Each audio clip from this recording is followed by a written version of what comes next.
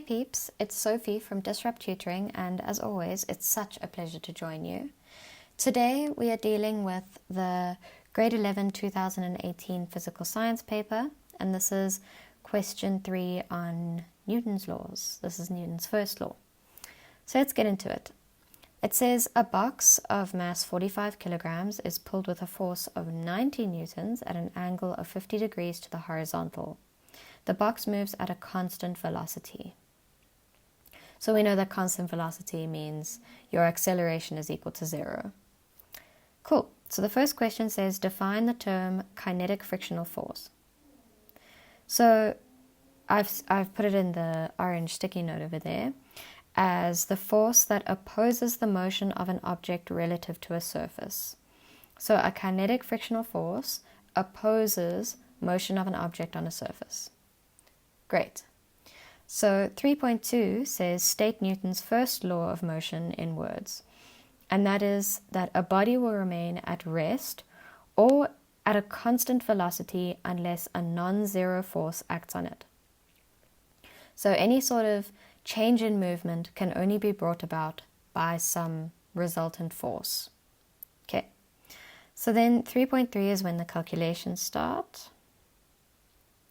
So 3.3 says, calculate the magnitude of the horizontal component of the applied force. Okay, so we know the applied force is 90 newtons and it acts at 50 degrees to the horizontal. So we know that the horizontal component of the force, which is this thing, we know it has a horizontal and a vertical force, would be 90 cos 50. Just going to write that's F horizontal, force horizontal. And that is equal to 57.85 newtons. So that's the component of the 90 Newton force going directly to the right. Okay, and then the next question says calculate the magnitude of the normal force. Now remember, the normal force is the force that keeps the whole system in equilibrium, that acts perpendicular to the surface. Okay, so it's going to basically take the culmination of the 90 Newton force and weight and calculate whatever the force needs to be to keep the block on the ground. Otherwise the system would not be in equilibrium and it would be accelerating, which is not what Newton's first law states. So we're going to define downwards as positive, which is very important. You must define your convention. So, and we know that there's a weight acting on this block. And we know that weight is, well, let's just write it out in symbols first. So we know that the weight of the block, which is going to act downwards, minus the force, well, the applied force, the vertical component of it, is equal to the normal force, yeah? So F normal. Because F normal has to keep the box on the ground. Great, there can't be any difference between the vertical up and the vertical down. And by that I mean the forces. Okay, so let's calculate this. The weight is 9.8 times 45 kilograms.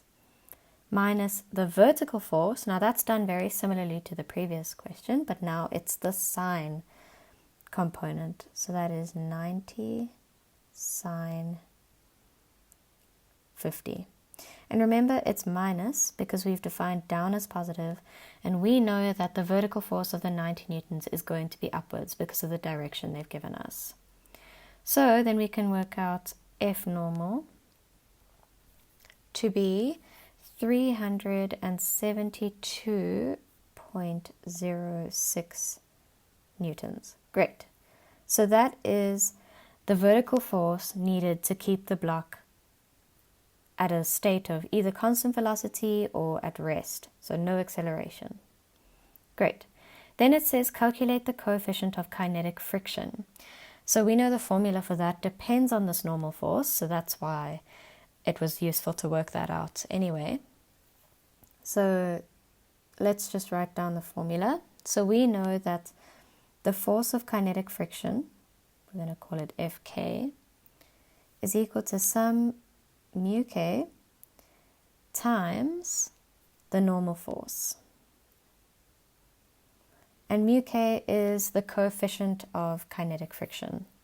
So let's start that. So we know that the frictional force is going to be the force that opposes motion in the direction of motion. So we know that it's going to act horizontally because that is the direction parallel to the surface that it's on.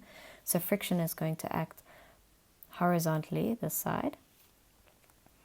And we know it's going to oppose motion because we said that in 3.1, it opposes the motion. So it's just going to be the same as the horizontal force because all the forces balance out. So we know that that is 57.85 newtons is equal to our kinetic frictional coefficient. We're solving for that. And our normal force, which we've worked out to be 372.06 newtons. Okay, and then we get our mu kinetic to be 0.16.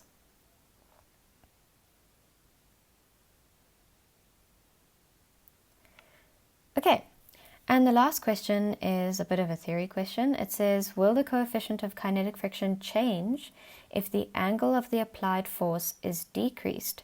Write yes or no and give a reason.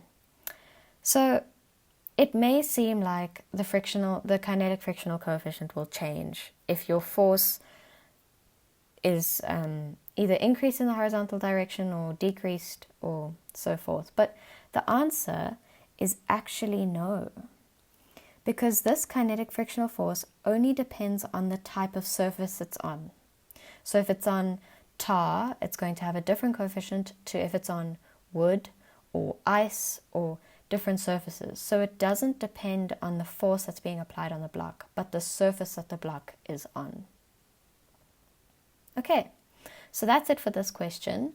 But before I go, I'd like to say a very special thank you to our sponsors, our epic sponsors, for making this video possible.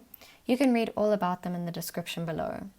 You can also be sure to visit our website for more of these epic tutorial videos. And if you can't find the answer to your question, you can send us the question and we'll respond with a personalized video just for you. But until next time, stay epic.